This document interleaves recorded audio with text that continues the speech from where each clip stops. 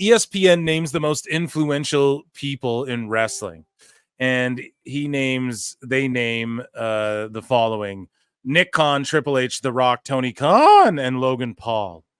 Now, some people are triggered by this. I mean, who gives a really? But I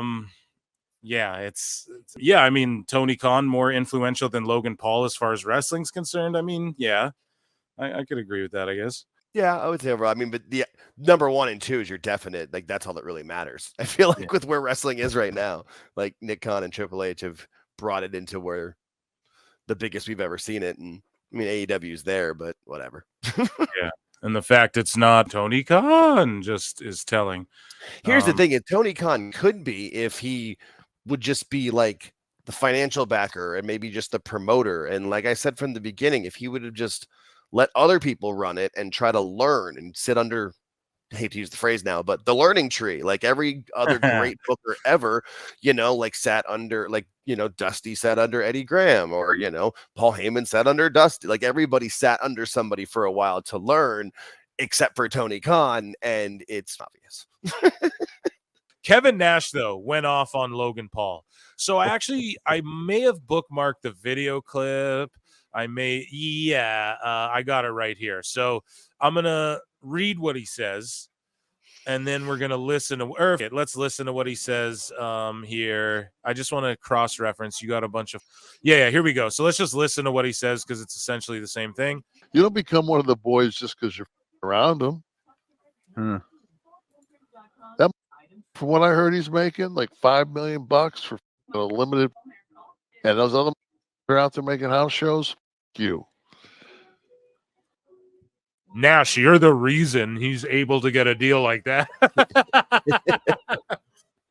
What an old hater, dude. Like, in his old age, he's just an old rich dude. He's just out of touch, I feel like. Not to be a hater, but like, I love Nash. I'll never hate on him. I love the Click.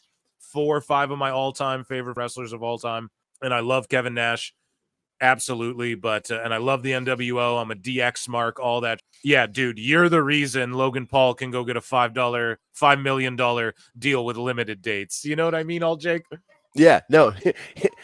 Kevin Nash crawled so Logan Paul can springboard. Yeah. Dude. Old Jake, it's so funny. Old Jake's in the DMs. He's like, I don't know if I'll be entertaining. And it's like, dude, you're great, man. Don't even worry about none of that. And you're awesome. You're killing it with these liners, dude. You got the one-liners down. But that's amazing, and absolutely. Kevin Nash tore a quad, so Logan Paul could springboard. And let's continue to listen to what he says. You. That's from the boys. You. That's from someone working the road schedule. I don't give a how many people are following you. All that means, man. The boys are happy, though, because they're all getting more money. Right. So, because Logan Paul's involved. So, if it said you had 24 million Rhodes Scholars following you, man, I would be like, dude, you are Jesus. You got a bunch of idiots. You don't become one of the. Yeah, fair enough. But I don't know. That just seems like. Idiots' money's the same as Rhodes Scholars' money, though. They're spending the money. It's got the same eyeballs. I mean, I get where he's coming from to a point, but I feel the same way about Nash, where I love what he used to be for sure. And I'll watch clips of Click This, but whenever I watch a full episode, I get about partially through, and you're just like, all right, I tap out. I can't. Yeah, dude. It was weird because like when this show first started, I listened to every episode, but I got like 5-6 deep, and then I was like, oh man, I got this is a skim through now. Like I just skimmed through this show. Same as Sean Oliver. He was so good in those old shoot interviews, and then on this pod, sometimes I'm like, dude, what the f are you talking about? but anyways, Logan. Sorry, go ahead. No, I'll get you. No, I'm 100% with you. He's like snarky or something with the way he delivers some of his questions. I'm just like, couldn't be any more douchey. Yeah, I mean, people probably think the same about me, so it is what it is. But anyways, Logan Paul responds. Speaking of douchey, Logan Paul responds, "Not a work at real Kevin Nash." And here's the thing: Kevin Nash infamously once said that he was told the only thing real in this business is the money and the miles. So Logan is the miles are a shoot. He's got less miles, and the money's a shoot. He gets the most money. You can't be mad at that. You know what I mean? So it's literally just, it's so funny to me that Nash is now, oh no, this guy, come on now. But I know, like, I get it. Nash put in the miles. Logan Paul responds to Kevin Nash. I got people messaging me. They're like, yo, Kevin Nash is talking about you. I said, damn, who is Kevin Nash? And I mean that. I'm unfamiliar with this guy, which I think is his problem. I'm not as versed in the WWE and in wrestling as maybe I should be, as my peers are. But then how am I so much better than all of them? You know, I don't have the answers to these questions. It is a question. I don't know how I could be the best in the WWE or at least one of the best. Like, I'm surely a top fiver, and I don't even do it full time. Now imagine if. Here's the thing. You're all mad. Chat, you're all probably mad. He's right. That's the thing. What Logan's saying, he's right, dude. I don't know about top 5, but he's so good beyond his years. And he has respect. Like, he has even Hulk Hogan on his show. I know Hulk Hogan's just, but you can tell that Logan's picking everyone's mind. He's a sponge. He's really learning this. He's learning how to do it properly. Takes it seriously. Something in him, he just understands how to do pro wrestling. There's some people who they don't have to be the biggest marks. They just, because they do. Those who can't do, teach. I don't pro wrestle. I just babble about it well. You know what I mean? Those who can't do, teach, man. So, like, I'll say I'm teaching, motherfucker. I'm not saying I'm going to teach someone how to wrestle, but, you know, I observe this. I'm the observer. No, I'm Uatu. It's the psychology he's good at. Yeah, He's like, I just understand, like, storytelling. And, you know, like, that's what I'm good with, at people. I understand what people like. And, you know, Logan Paul gets that, but he gets, like, the athletic side, the psychology. He gets it at a level that, like, probably even I don't get it. He can just do it. You know, like even like a guy who maybe like a Jack Perry might not even understand the psychology at the level Logan Paul does right now. Just on a fundamental, like, natural. It's just some people are gifted, man. Some people can just run the fastest, you know, like, it's just some people. There's always, like, I had a teacher when I was on grade 6 or 7, and he told me, he's like, dude, if we all lined up in the exact same car, the exact same make, the exact same model, and we all took off from the starting line on a racetrack at the exact same time, if that was possible, down to a split millisecond, and we all took off, boom, he goes, one of us would win the race. Like, someone would still win the race. One of us would just be a better driver. Nash just talking trash for fun and relevancy. At the end of the day, he's an old dog barking on the porch. He's just having fun with him. I agree. Yeah. Dummy. Yeah. That's the other thing too. These guys are working. Like, you got to understand. This is all, like, I get what Nash is doing, but if they met in person, they'd shake hands. There's no heat. They both get it's a business. This gets people talking about Nash and his podcast. This gets people talking about Logan to respond. I guarantee Logan knows because when Hulk Hogan was on Logan Paul's podcast, I watched the whole episode, and Hogan was wearing a NWO shirt, and Logan goes, he's like, oh yeah, NWO, you got Hall Nash on there. Like, he said it on yeah. He knows who the Nash is, guys. He knows what he's doing. Yeah, they're working the shoot, work, shoot. So yeah, man. Or like, maybe it's not even like working a shoot, but they both know, like, well, this is gonna get us attention. And then we're going to meet in person and we're all good. And we clearly both know who each other are. But, like, whatever. It's wrestling. Real people understand that. It's just business. Like, even on this end too, I go hard. Like, I don't hate any wrestler. I don't ever want to see any of these guys fail. I'm the only guy going, make a cruiserweight division and push Jack Perry to the moon. Have him be the longest reigning cruiserweight champ in the history of pro wrestling. I don't give a shit. I'd be able to work with that. You know what I mean? But you trying to convince me he's going to beat a Danielson or like he's a serious threat to anybody, like normal size, you know, I just can't get behind it. Same with Darby and Mox. Mox looks like he would, like, Shafir looks like she just choked out Commander. Commander's as big as Darby. So in my book, just watching the show, Shafir will beat the out of Darby.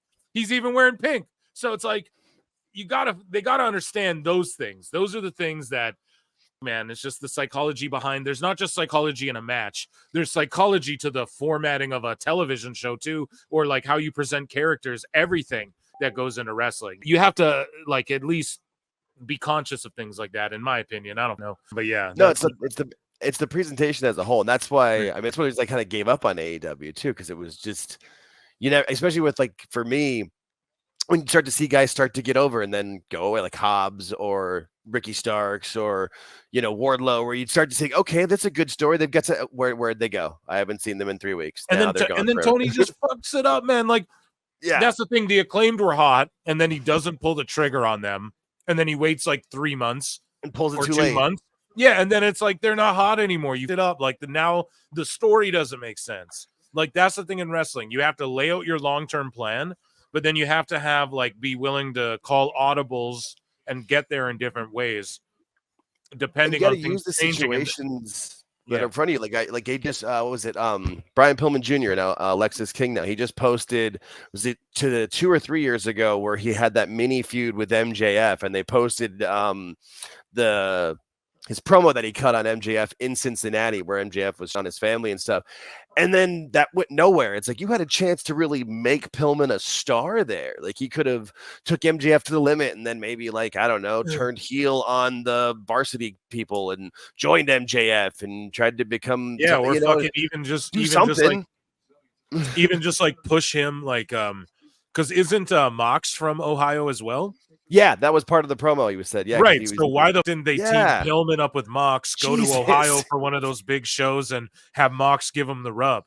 Instead they're like, no, Wheeler Yuta, we're just gonna push Yuta and Danielson, and and I get it, but we're gonna let Yuta and Garcia go to the limit with Mox and Danielson back to back weeks. Why the don't you just put Pillman in a tag match against Wardlow and MJF and have them get a win? And then MJF can beat Pillman in the singles or whatever. They just don't know what they're doing. No, I forget who said it. Somebody nailed it. I wish I could remember who said it, but it's that Tony Khan books big guys like Vince McMahon booked small guys. Yes. Tony just can't figure it out. He just can't get it to work. And Vince could never really fully pull that trigger on anybody undersized. And Tony Khan just cannot. I mean, yeah, if you're going to push Wheeler Yuta and Danny Garcia and you had, Brian Pillman right there or, Hobbs or Wardlow that were much better to be pushed and could have been actual stars. I'm not even saying they had to push Pillman. It's just but that actually made sense. People care more about this kid already just because of who his dad was. Especially right after that Dark Side episode aired. You could have, you had the wrestling community ready to get behind that guy. Or the same with, Briscoe after the brother died. Oh, dude. Stupid. Dude. But thank God it went down the way it went down, because now he's where he needs to be in NXT, with HBK. That's true. I clipped it this past NXT. He's in the barbershop talking all this and then dude just runs up from behind him and suckers him. It's amazing. Whoever's editing these, putting these together, I don't know, man. It's amazing. They're doing tremendous work. I love NXT every week. NXT is one of my favorite things to watch. It's so much fun. Last night's NXT was so good, man. If you guys front haven't, to back. If you haven't seen it, it's really Jordan good. Grace, Julia, what else, dude? Hammerstone showed up from TNA to fight Oba. Yeah, my local boy. He's from my city. I used to run into him when I used to live on the other side of town. He's from Arizona. I love Hammerstone. I'm a big Hammerstone mark. Yeah. I thought it was going to be Moose when Tony D was talking to in that thing they showed on NXT Anonymous last week. I didn't think it was Hammerstone. I didn't even think about Hammerstone. I popped right when I saw the HS. I was like, oh, yes. Dude, I thought it was going to be Omos is who I thought the big thing was. Yeah, I saw some people saying that. I just had a feeling it was somebody from TNA. That was my only thought. Well, that's good. Yeah, man, that's amazing. Because that's what we should expect it, because we're gonna get that NXT TNA pay-per-view versus each. I bet you they'll call it Invasion as well. Because remember, they use all those old WCW PLE pay-per-view names, and that was the WWE versus WCW, WWF, WCW, ECW Invasion. Now they can do the TNA NXT Invasion PLE, or maybe it's a 2-night thing, 2 weeks in a row or whatever. Yeah, something like that. I could totally see it, man. Yeah, they could do it either on Peacock or once they're on broadcast TV. I mean, that's going to be huge. Oh, dude. Oh my God. Fantasy Mark booking over here. Okay, well, let's hear what Logan Paul's got to say. If I did learn a little bit, Imagine if I devoted. Came one of the boys. Learned what the difference between a shoot and a work was. Will that make me a champion? Me? You. You're one of the old guys who is bitter that I am better at your job than you ever were. And that makes you pathetic. This will be my sport, and I will continue to make guys like you eat your words when I devote a little bit of time to it. So for me, you. And do you know why this is amazing? Because I love Nash, but listen, Logan is talking like this, and he's actually not only a draw, he's actually not only brought money and bigger business to WWE through the Prime stuff, but he's learning how to wrestle the right way. He's not in AEW doing dumb flipping through glass with nobody in the houses talking like this. Right? He's in the white hot era of WWE, helping propel them to the next level. He's part of it with the whole Prime thing, man. He's helped them gain a bunch of money too through all of that. Oh yeah, he's doing it the right way. Dude, and he's just learning. He's just trained the right way. Like he's trained with the right guys. He is studying too. And because what he's referring to there too is on his podcast, Hogan was like, you don't know the difference between a shoot and a work, brother? And Logan's like, nah, I don't. In my opinion, I think Logan was working him there for the pop. It was also the way Hogan kind of phrased it too. It was very odd where he was saying like what he was saying is a work and what he was saying was a shoot. And then I thought Logan was kind of playing him too with it as well because he knows. Dude, yes. He went in knowing Hogan's. If you're going to interview Hogan, you have to be prepared to know that this guy's going to lie. Everyone's got to understand this about Logan Paul. He's not like this dumb dude, right? He presents that way because then he overachieves. Do you understand? Like it's almost like he's under promising. Like you expect so little from this guy, and then he over delivers. Like say what you will, like yeah, Floyd Mayweather carried him in an exhibition match, and he weighs 100 pounds more than the guy. It's the clownish ever. But the fact is, like he took it seriously and actually landed some shots on Floyd Mayweather where you're like, oh, I didn't even like, you know what I mean? And this wrestling thing, he takes it seriously. He clearly studies the game. He knows who Nash is, but. Yeah, dude, he definitely plays stupid so that he over delivers that way. It's like America in a nutshell is this kid right here. Literally, you know? It's like this kid right here is like what America is, dude. Before the WWE, that's how he got so big on Vine and YouTube and stuff. And with this, he knows what he's doing. He's always working. You know, he's always working and playing the marks. Yeah, that's how he got 25 million followers or whatever. You don't get that. You don't get that through luck. That takes a lot of work. Can't be mad at him. Don't hate the player, hate the game. That's what I always say. Dave Meltzer has weighed in on Kevin Nash and WWE star Logan Paul's recent comments against one another. Logan Paul, is way better than Kevin Nash ever was. You know, I like Kevin, but I mean, this guy's great. I could see if you're like a baby face who's gonna work with. So where's all the sickos? You know, who wash Meltzer's balls, who are going to be like, oh, you like Logan? Like the people who are like, you guys like Logan Paul and Dominic Mysterio. It's like, yeah, dude, so does Dave Meltzer. He's saying he's better than Nash. You could debate that. I mean, better is draw, you know? Like two of the most over heels in the entire business. Yeah, no. Yeah. So I don't know. Them. Nash and Paul both look at it as the best is who draws the most. You know, I know they both look at it that way. So but anyways, I could see if you're like a baby face who's going to work with the guy, knock him and everything because you're building up a feud. See, Dave exists and he's such a fake goofball that to him, he's like, I could see if you'd like say your real opinion about something if you were going to like work an angle and try and it was a fabricated lie actually and wasn't. Trust me, guys, that's why PWT is the top show. No one's breaking Meltzer down the way I am. Listen to what he's saying. Nash has been retired for like 12, how many years? 20 years he's been retired. Not that long, but like dude's been out the game for like a decade plus. Right? And Meltzer's like, I could see if you're like a baby face who's going to work with the guy to knock Paul and build it because you're building up a feud. Because Meltzer in his life, everything's just him working and I'm working. I'm telling you, that's how he thinks. He's so fake and phony and so full of and so in a bubble of delusion. And his cognitive dissonance is so great in his mind, weighs and boggles and binds his mind down so greatly that he literally can't fathom. He doesn't understand Kevin Nash just speaking his mind about a person. Like it's is anyone else picking this up? Am I the only one? Chat can let me know. All Jake can let me know. No, you're dead on. No, dude, Dave lives in a completely different planet from the rest of us. It's it's like Dave, he's just giving his opinion. It's what is the baby face gonna work an angle with Paul have to do with any of this? He's not even a wrestler anymore. He's acting like this was like done on TV. This was on his podcast. Like it's not because that's how he's used to AEW doing it. Oh, it happened on the internet, so it's part of the storyline. You're right. No, that is it, man. God, that's definitely it. Like, So Meltzer he's so freaking good, considering the amount of matches that he's done. He works hard. If he totally sucked, but he's getting a push because he's Logan Paul, which could have happened under most circumstances. He would have sucked. What does that even mean? Under most circumstances, he would have sucked. So, Dave, let's just analyze what that even means, you throwing that in there. Under what circumstances? Like, so the other circumstances would be like, so Paul didn't go to WWE and he would suck anywhere else, or like other celebrities typically suck, or like, what exactly are you even saying? Under most circumstances, Paul would suck, but he didn't suck. What? Like, what is like he says these things.